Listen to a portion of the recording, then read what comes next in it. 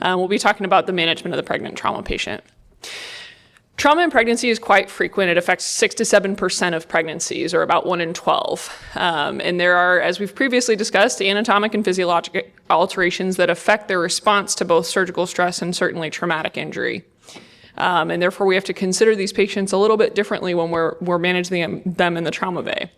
Trauma is the leading cause of non-obstetric mortality in the United States, and in major trauma, fetal loss rates approach 1 in 5. And one final area of concern that is something you need to consider differently in these patients is the prevalence of intimate partner or interpersonal violence. Talking a little bit about epidemiology, like previously said, injury is the most common cause of non-obstetric mortality in the United States. It's correlated with preterm birth, low birth weight, and fetal demise, even in minor trauma that doesn't require admission to the hospital.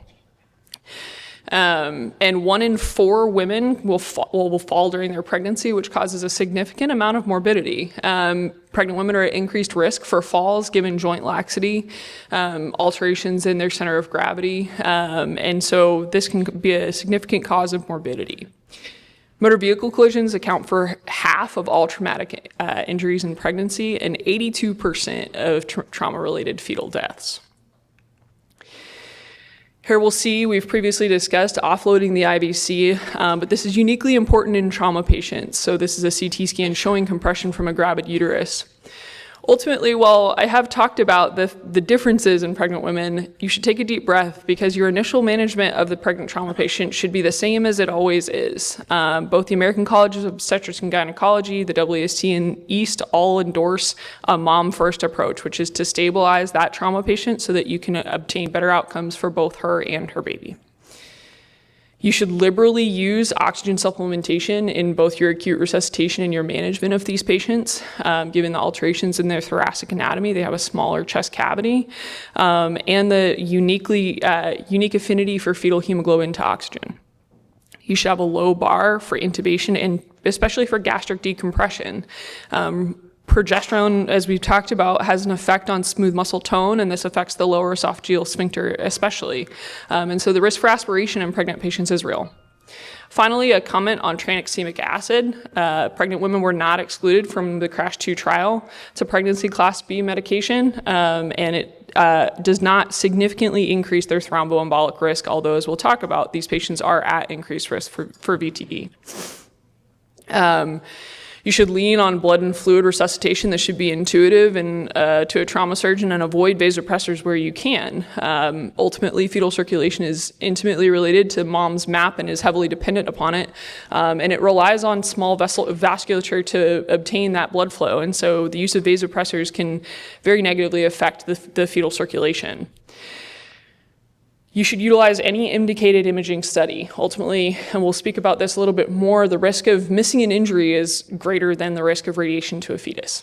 And then you should utilize the fundal height as a quick management, a quick evaluation of the basic estimated gestational age. However, this is a little bit, I guess you should be a little bit wary of this when you have severe uterine trauma. Uterine rupture will render this not as reliable.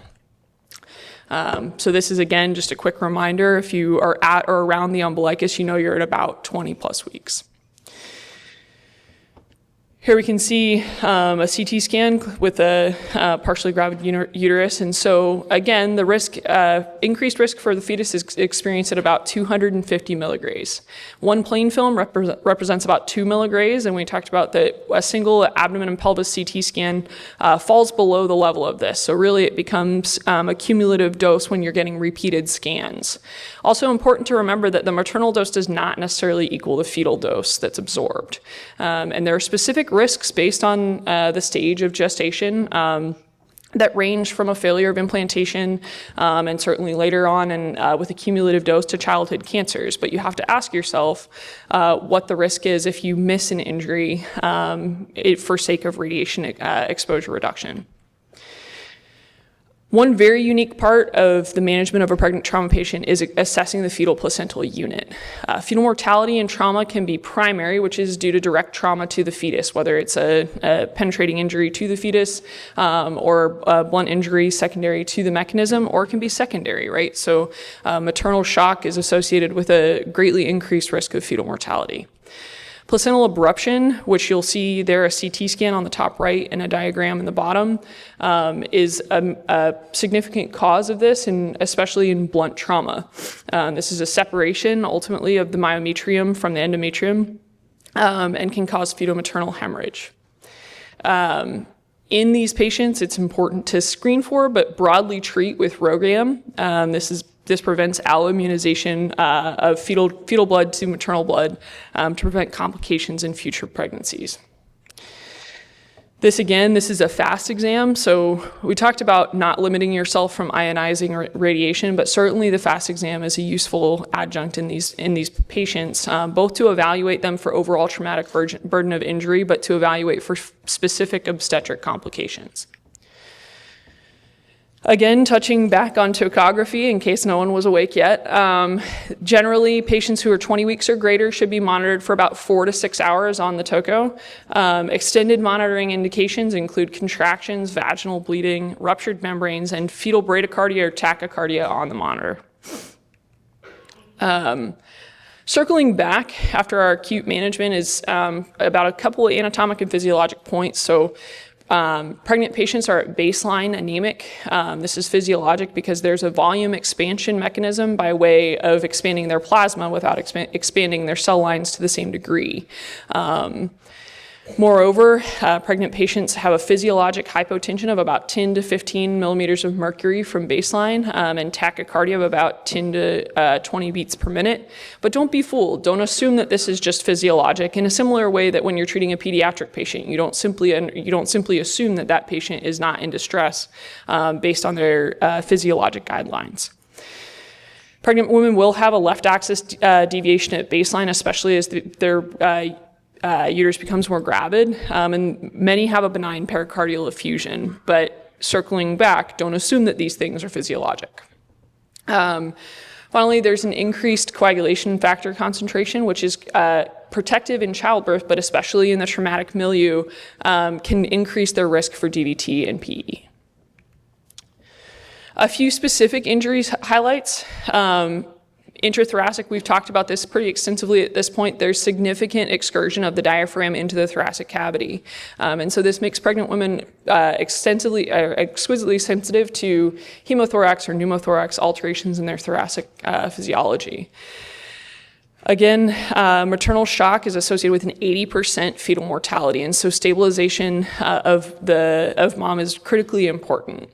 In patients who you may consider potentially a serial abdominal approach in blunt trauma with potential operative intervention, remember that there's a blunted peritoneal response in these patients. Late in pregnancy, maternal pelvic fractures risk skull and brain injury to the fetus as it descends into the pelvis, and therefore mortality in these approaches 35%. One final comment about pelvic fractures and their management is there's a relative contraindication to pelvic angioembolization in these patients due to dilated pelvic vasculature and risk of off-target embolization. Moving forward, there's certainly a significant morbidity mortality in blunt trauma. However, in penetrating trauma, the fetal mortality rate skyrockets up to 73%. In traumatic brain injury, it's an important thing to remember that mannitol is relatively contraindicated. It's preferred to use 3%. This is due to severe fluid and electrolyte shifts. And one final comment, we talked about abruption, but this can also place a patient at risk for amniotic fluid embolus, which is many times will present with profound cardiovascular collapse, DIC, and ultimately, it requires a multidisciplinary conversation. One rescue strategy can be with ECMO. And moving forward, in the case of a a patient that comes into the trauma bay and has a cardiovascular collapse, one thing to remember in this patient population specifically is not just your ED thoracotomy, but also your perimortem cesarean delivery. This needs to be a rapid decision, while the 4-minute rule is something that's espoused by ACOG and several trauma societies. This isn't a strict guideline, and certainly reasonable outcomes can be seen with a longer time between decision to operate. This can be helpful both to mom and to baby by way of immediate uterine offloading and by extracorporeal support for baby. But this needs multidisciplinary involvement, so ensure that your NICU and your obstetrics team are there with the trauma team. So one last consideration about intimate partner violence. This is the most common form of intentional trauma in pregnancy and causes a significant amount of presentations. Reported rates range from 3 to 28%, but ACOG especially quotes that this is probably grossly underreported. There's an emphasis here on screening for risk factors, which include substance abuse, prior abuse, prior violent exposures, and 54.3% of pregnancy-associated suicides, and again, about half of homicides are directly attributable to this. It doubles the risk of preterm birth and low birth weight in their current pregnancy. And moreover, half of mothers subjected to IPV in their pregnancy will develop postpartum depression for up to 2 years after that exposure. They also have increased risk of homicide for 2 years after delivery. And so really this places an emphasis on every member of the team to be screening, to be talking to these women, and to be ensuring that they are plugged in with resources, because they are truly a vulnerable population. So in conclusion, remember the basics of trauma care. Don't get caught into a trap of exceptionalism. Pregnant women, you want to manage your XABCs the way you would any patient.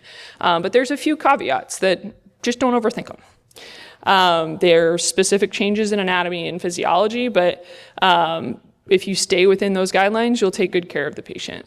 Remember to just try and swiftly stabilize mom, and it'll be better for both her and for baby.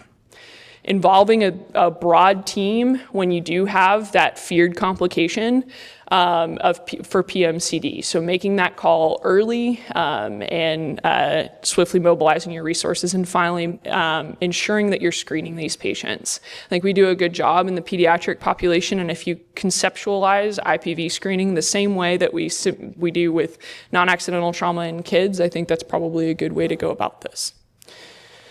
So that concludes my talk. Here's my favorite intern.